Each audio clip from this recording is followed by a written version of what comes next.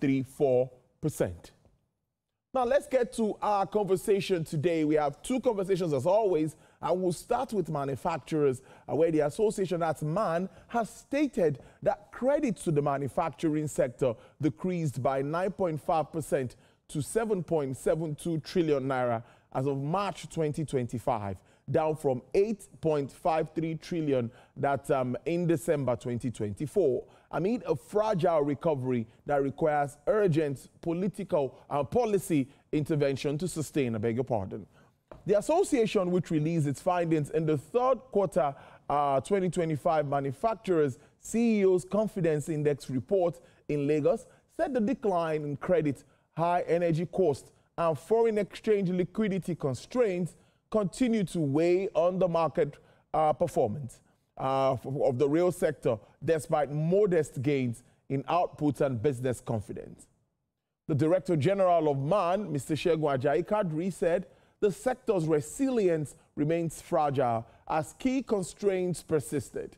High lending rates averaging 36.6%, decline in credit access of 7.72 trillion naira, and rising unsold inventories of 1.04 trillion naira continues to limit manufacturing performance. That's according to Mr. Kadri. He stated that though capacity utilization improved to 61.3% the first half of 2025 from 57.6% in the second half of 2024, the gains were modest and could easily be eroded without decisive policy action. Well, my guest is the Director General of the Manufacturers Association of Nigeria, MAN, Mr. Segun Ajayi-Kadri. He joins me live for this conversation. Mr. Ajayi-Kadri, thank you so much for joining us for this conversation. It's good to have you. Good afternoon. Good afternoon, Tolu. It's always a pleasure to be with you. Thank you. Thank you so much, DG. I think it's good to start with this, your report, all-encompassing. I must say a lot of work was done here, looking at how you delved into all of the challenges and, of course, recommendations and all of that for the federal government and, of course, state governments, because everyone has a role to play in enabling the environment for manufacturers like you. But give us an overview of this report before we now maybe swing into some specifics notable in this report as presented by MAN. Okay, so the Manufacturer CEO Confidence Index is actually a gauge of how confident manufacturers are in the economy of the country. So it will look at manufacturing performance, it will look at our employment expectations, as well as how we feel about government policies that have been implemented, particularly focusing on the manufacturing sector. And what we have noticed is that consistently we have not seen improvement. But in this third quarter, we have seen a marginal increase by 0.4%, which is something that is encouraging and is a reflection or an agreement, so to say, with the general impression that we have stabilized the economy and that we are now ready for growth. For us, this is particularly important because it is coming at a time when expectations are very high that the reforms of government, having been established and followed through up to this stage, is beginning to show the signs of the gains they were intended for. And that manufacturing, which has been a beleaguered sector, is now in tune with the flow of events. So that marginal increase, coupled with the fact that manufacturers are now looking forward to sustaining the growth pathways and ensuring that what is promised is fulfilled. We are looking for instance, for the very first time, we are saying that manufacturing contribution to GDP can be up to 10.2%. That's crossing the 10 percentage point, which we have said should be the beginning of an indication that we are making inroads. So all put together, the third quarter of the year has shown that there's some relative stability, and that government needs to continue to do what it's doing and to do more to be able to sustain the confidence of manufacturers. And because everybody has agreed that the manufacturing sector should be given priority so that government can deliver on most of the promises that it has made. Interesting stuff. Now, some basic notable terms in this report is decline in credit. We have high energy costs, foreign exchange liquidity constraints. The foreign exchange aspect, I felt there's been a bit of stability in that space, and many have said manufacturers now can be, can make decisions, investment decisions, because they can project looking at the liberalization of the foreign exchange market. So, but looking at all of that, unsold inventories of over ₦1 trillion. Tell us how manufacturers coping with some of these challenges. Okay, so on the exchange rate, I think by general acceptance, we've maintained some relative stability. Okay. And you will agree with me that even the naira has appreciated against the dollar in recent times. And everybody seems to be happy with the progress we are making. But it has still remained high. And it's linked to several other things that you mentioned. Unsold inventory has continued to climb. It's actually about 2 trillion. And what we have seen is that we've not been able to reduce the cost of our products, because even though there's relative stability in the exchange rate, it is still high. So we are confident that in the next quarter going to next year, if government continues to do what it's doing and removes the constraints for the sector, we are even projecting between 1,300 to 1,400 marks to the dollar. So we are seeing that there's relative stability, which allows for planning. But when you take the whole picture together, we are still producing, we are still importing raw materials that are not available locally at a rate that is still too high. And when you compare what we produce and the cost of it and what is imported and the cost at which those imports are procured in the market, you see that we are yet to be competitive. Generally speaking, manufacturers have tended to adjust, not positively though, but they have tended to adjust to the challenges that we have around us. And in spite of that, we have shown resilience to be able to focus on the positive side and to participate with government in reducing the constraints in other areas. That's why you can see in spite of all the challenges that you mentioned, we are seeing uptick in terms of capacity utilization.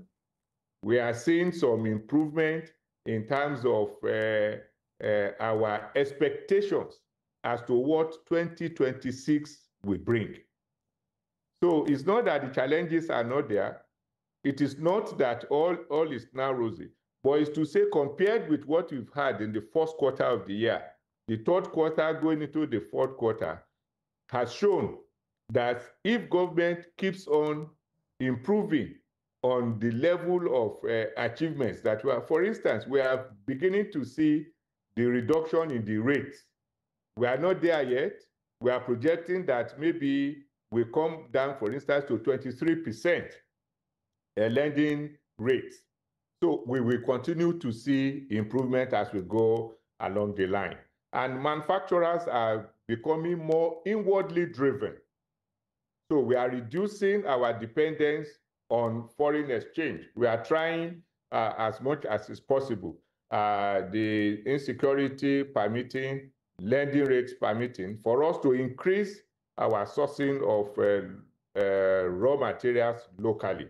And everything taken together, the Dangote refinery has drastically brought down the cost of alternative energy that we are scoring. And the fact that it's even going to increase in volume leaves us the hope that we are going to see a lessening of those major pain points that we have.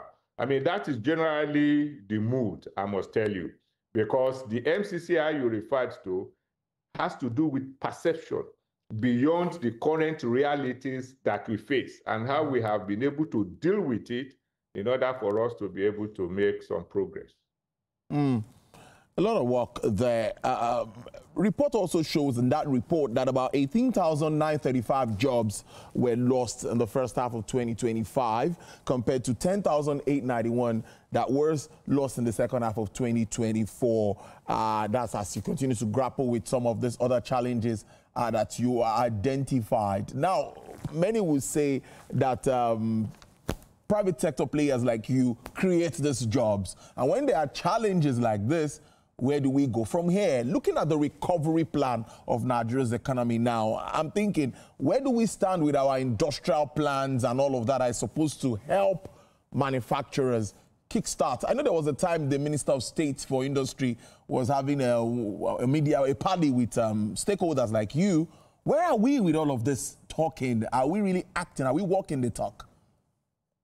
Yeah, so on the employment, and I was sharing only recently, that manufacturing jobs are quite volatile. So because hiring and retaining employees is directly linked to how profitable you are. And those hands, for instance, you can hardly get. So we always have some measure of instability. You gain, you lose, you gain some more workers, you lose some more workers when things are not rosy, because it's a some cost that you need to bear and you need to carry. So we are hoping that those jobs that have been lost will be regained if we see improvement. For instance, we are looking forward to a surge in borrowing in the manufacturing sector, particularly if at the next meeting of the CBN, we see that there's a further reduction in the rate, which will improve hiring. We're also looking forward to, a lot of people are expectant of the tax implementation of the tax laws. We should put more money into the hands of the average. So we are going to reduce our unplanned inventory that have continued to remain in the warehouses. So there is prospect for improved employment. And one fantastic thing I think you've asked is how we are on the industrial policy. And kudos to go to the Minister of State for Industry, because I believe we are very, very close to the launching of an industrial policy for Nigeria. This is something that, in a sense of a comprehensive policy, has eluded us since independence. We've not been able to have an industrial policy that serves as a document for engaging all other sectors, foreign investors, that we've been able to present as a yardstick for our engagement. So you just hear foreign direct investment, they are investing in what? So we need to be strategic in attracting those ones that will retain the capital here and will lead to improvement in our fortunes. So we are very close to launching the industrial policy, and we have seen that it's been integrated into the Nigerian Industrial Revolution Plan because we co-created that policy and there was wide stakeholders engagement. So we are looking forward to the launching of that industrial policy. At the same time, we are also looking to how we can link this with the work of the Industrial Revolution Work Group, which had a technical session to determine how the binding constraints can be removed. And it is interministerial.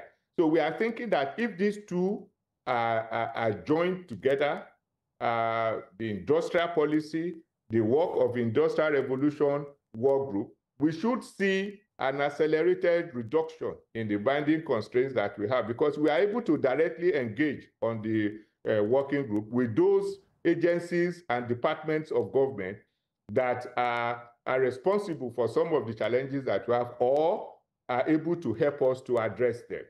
So, I mean, that is where we are on this. And I believe that all of this has influenced what is possible in the industrial landscape. And that's why you are seeing this optimism as expressed by our manufacturing CEOs. There are actually more than 600 of them spread across our 10 branches and 60 subsectors. Interesting stuff. 0.4 point uptick is what we saw, really, looking at the MCCI, DG, and you would tell me that I don't know how significant that is. You can make us understand that. And it's the second consecutive quarterly rise that we've seen. So I'd like to know how significant that is. That's one. Now, do you think that with all of these indicators we've seen, even coming from the CEO's manufacturing index, coming from inflation, coming from expected foreign inflows and all of that, do you think that there would be a remarkable reduction in rates at that meeting that will hold later this month? Okay, so thank you very much. In terms of number, it is not significant. But for me personally, it's a relief.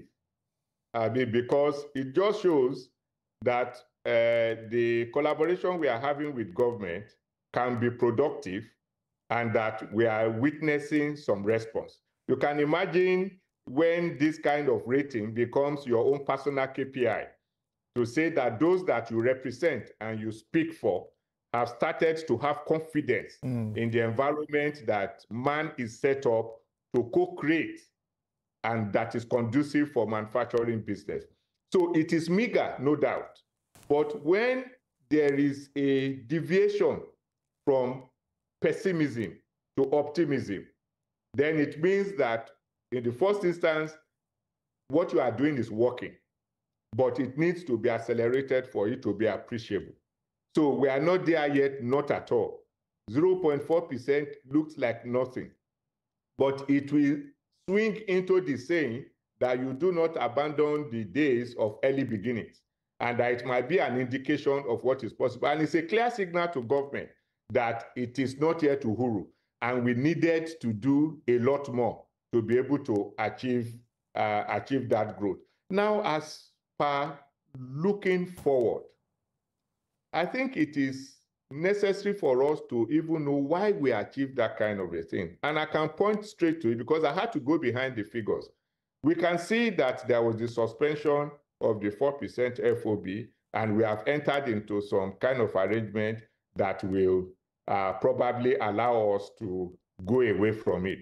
We have also seen some measure of a reduction in the rates for our raw materials. We have seen the expectation that the tax laws are going to kick in because the necessary amendments to the Constitution to accelerate the implementation is coming up. So we are seeing quite a number of steps that government has taken. And there is now, government has to be intentional about sustaining and holding true to not only these ones, but those that are promised, because it is very, very fragile. 0.4% can easily be blown away, and our expectation of 3.1% growth may just fall apart if we do not see that consistency. And it is important we point this out because we are approaching 2006. You can already see the political activities are building up. There must be an intentional effort of government to stay focused on the economy and not allow it to give way to political activities, because politics can easily trump economic considerations.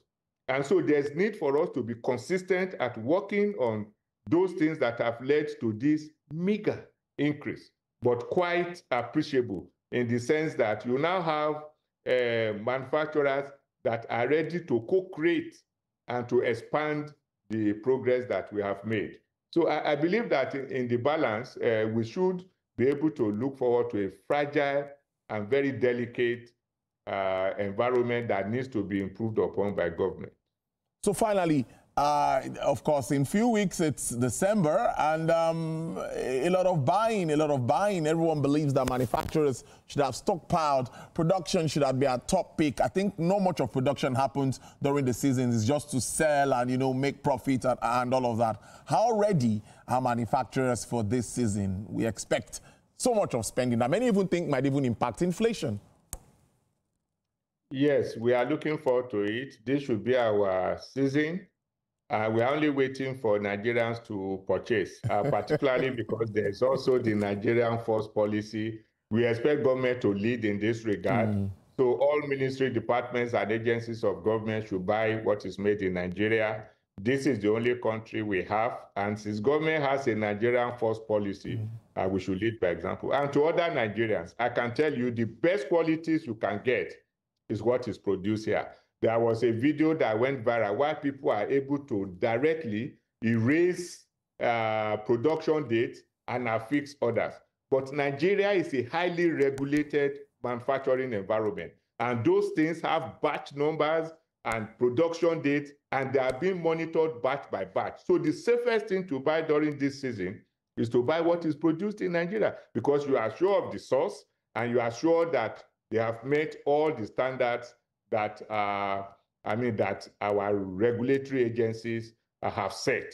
So we are looking forward to bounty sales, and we are hoping that this period, there will be no fuel scarcity. I mean, Dangote has assured everybody there's not going to be any price increase, so everybody will be able to move around. And please, when you do move around, make sure that you go to places where Nigerian products are being sold, so that we'll be able to reduce our unplanned inventory.